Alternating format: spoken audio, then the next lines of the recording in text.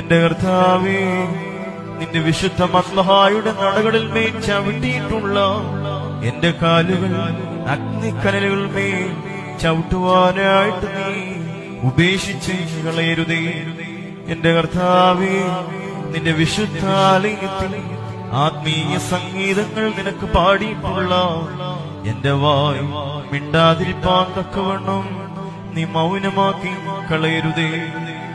കർത്താവേ, നിന്റെ വിശുദ്ധ ത്രോണോസിനെ മുത്തിയിട്ടുള്ള എന്റെ അധരങ്ങൾ ജീവാഗ്നിയുടെ കടിഞ്ഞൂലുകളാൽ പൊത്തപ്പെടുവാൻ തക്കവണ്ണം നീ ആക്കി തീർക്കരുതേ. എന്റെ കർത്താവേ, പരമാർത്ഥികളായ ഈ ആടുകൾ നിന്റെ ഓടുവഴികൾ ചൊവ്വായി നടക്കാത്തതിനാൽ അവരുടെ കുറ്റങ്ങൾക്ക് വേണ്ടി നീ അവരോട് യാതൊന്നും പ്രതിപകരം ചെയ്യരുതേ.